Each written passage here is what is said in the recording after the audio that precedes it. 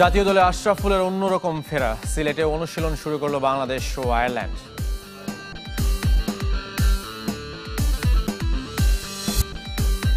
Cricket নিয়ে গর্বের পরিবর্তে লজ্জা হয় রোমানার, জাহানারার পাশে দাঁড়ালেন সাবেক অধিনায়ক।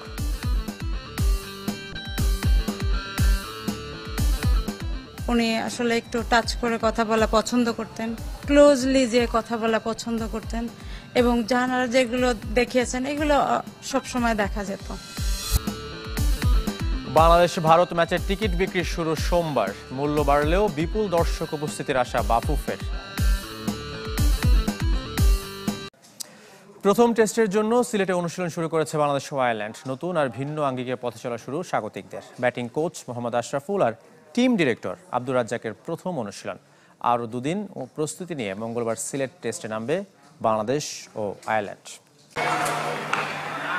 সালাউদ্দিনের পদত্যাগ, কোচিং স্টাফে আশরাফুলের অন্তর্ভুক্তির আলোচনা সমালোচনার মাঝে জাহানারা আলমের যৌন হয়রানির অভিযোগে টালমাটাল দেশের ক্রিকেট।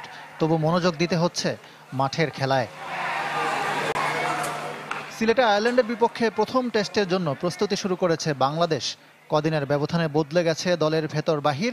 সিনিয়র সহকারী কোচ মোহাম্মদ সালাউদ্দিনের শেষ অ্যাসাইনমেন্ট, আর মোহাম্মদ আশরাফুল জাতীয় দলে ফিরলেন এক যুগ পর ব্যাটিং কোচ হয়ে। টিম মিটিং থেকে শুরু করে প্রথম দিনের অনুশীলনে তাকে দেখা গেছে সিরিয়াস। সহকর্মী ও ক্রিকেটারদের সাথে মানিয়ে নেওয়ার চেষ্টাও ছিল। নির্বাচক পদ ছেড়ে বিসিবি পরিচালক হওয়া আব্দুর রাজ্জাকেরও অন্যরকম অভিজ্ঞতা। টিম ডিরেক্টর হিসাবে কাজ শুরু করেছেন। আর নাজমুল শান্ত পুরনো দায়িত্বে নতুন করে 4 মাস পর তার অধীনে সাদা পোশাকে মাঠে নামছে টিম টাইগার। অনন্য এক মাইল ফলকের সামনে মুশফিকুর রহিম।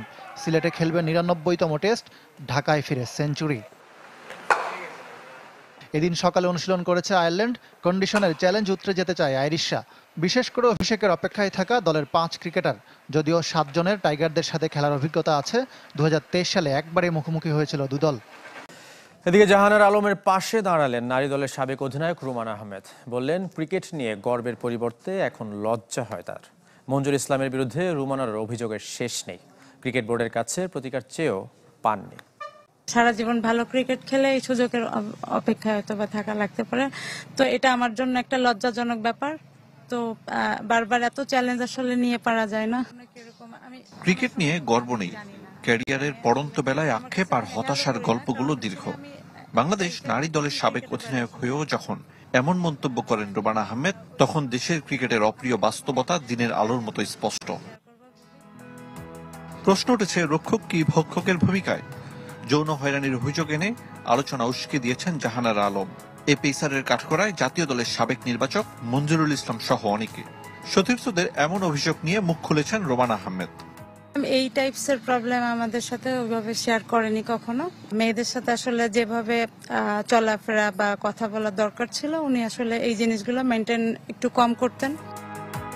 মঞ্জুরুল ইসলামের আচরণগত সমস্যার কারণে বোর্ডের সহযোগিতা চেয়েছিলেন বলে দাবি রোমানার। তবে পরিস্থিতি বদলায়নি, খুঁজে পাননি সমাধান। ওই সময় অল ইন অল ছিলেন। ইনফ্যাক্ট ওনার ব্যাপারে কার কাছে কমপ্লেন করতাম? আমাদের ছিল, ইনচার্জ ছিল তৌহিদ ভাই। উনি কি বলবো, উনি বলতেই অজ্ঞান, মানে উনি যা বলবে, যদি ইয়েস বলে তো ইয়েস, নো বলে নো, ওই টাইপসের সম্পর্ক ওনাদের। বর্তমান অধিনায়ক নিগার সুলতানাকে নিয়েও অভিযোগের শেষ নেই।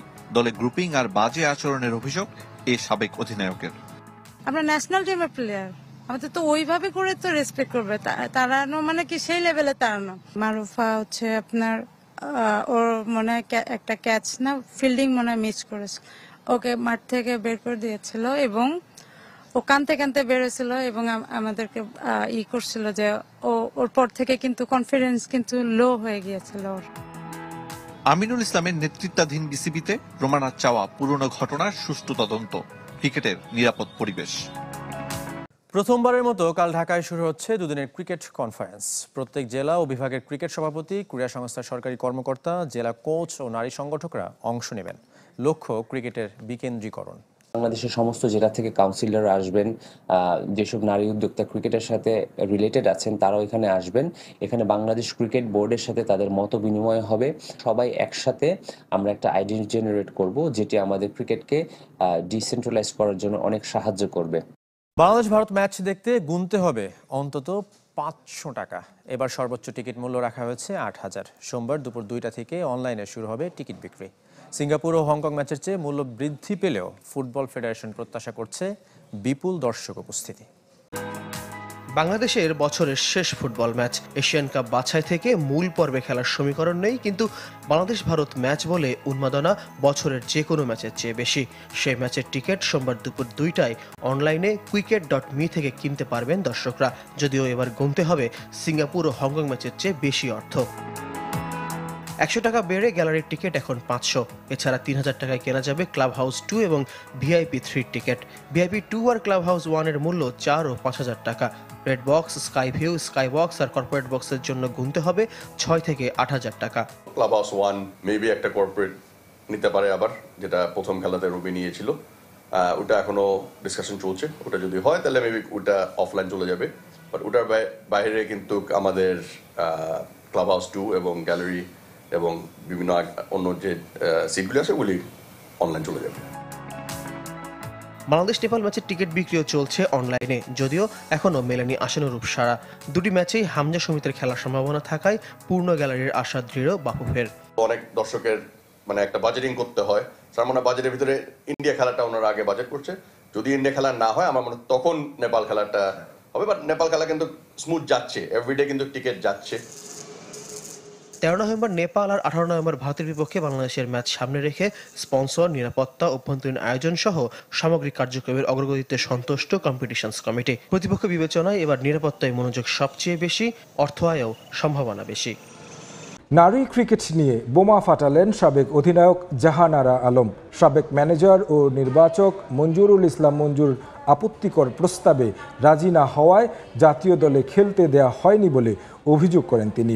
দাবি করেছেন শারীরিকভাবে লাঞ্ছনার অভিযোগ তুলেছেন বর্তমান ম্যানেজার ফাইয়াজ আহমেদ ও অধিনায়ক নিগার সুলতানা জ্যোতির নামেও।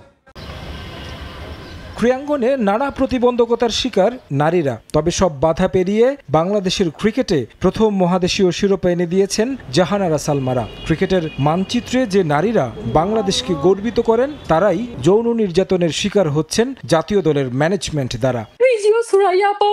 চমকে দেওয়ার মতো খবর হলেও এমন গুরুতর অভিযোগ তুলেছেন বাংলাদেশ দলের সাবেক অধিনায়ক জাহানার আলম। কন্টেন্ট ক্রিয়েটর রিয়াসাত আজিমকে দেয়া সাক্ষাৎকারে জাতীয় দলের সাবেক নির্বাচক মঞ্জুরুল ইসলাম মঞ্জুর নামে অভিযোগ তুলেছেন অশ্লীল প্রস্তাবের। ওয়ার্ল্ড কাপের কিছু ম্যাচে যখন আমরা হ্যান্ডশেক করি তখন উনি হ্যান্ডশেক বাদ দিয়ে সবাইকে ধরে ধরে ওনার বুকের মধ্যে নিয়ে নিত। তো আমরা কি করতাম, আমরা একটু দূর থেকে হাত বাড়িয়ে দিতাম যেন ওদিকে না যেতে হয়। এটা নিয়ে আমরা পেছনে আবার আতঙ্কেও থাকতাম, আবার এটা নিয়ে আমরা মজাও করতাম, ওই যে আসতেছে এখন বুকের মধ্যে নিয়ে নিবে। শুধু জাহানারা নয়, এমন কাণ্ড তিনি ঘটিয়েছেন অন্য একজন ক্রিকেটারের সঙ্গেও, যে কাজে জড়িত বর্তমান নারী দলের ম্যানেজার ফায়াজ সহ বিসিবির প্রয়াত এক কর্মকর্তাও। বর্তমান অধিনায়ক নিগার সুলতানা জ্যোতিদের সিন্ডিকেটের কারণে ক্যারিয়ার নষ্ট হয়েছে এশিয়া কাপ জয়ী এই ক্রিকেটারের বলেও অভিযোগ তুলেছেন তিনি।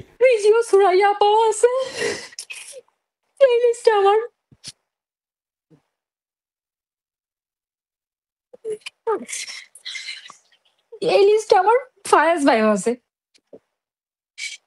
পুরো আমার ক্যারিয়ারটা ধ্বংস করে দিয়েছে। তবে যাদের এসব বিষয়ে শক্ত অবস্থানে থাকার কথা তারাও ছিলেন গা ছাড়া। প্রমাণসহ বারবার জানানোর পরও নেওয়া হয়নি কোনো ব্যবস্থা।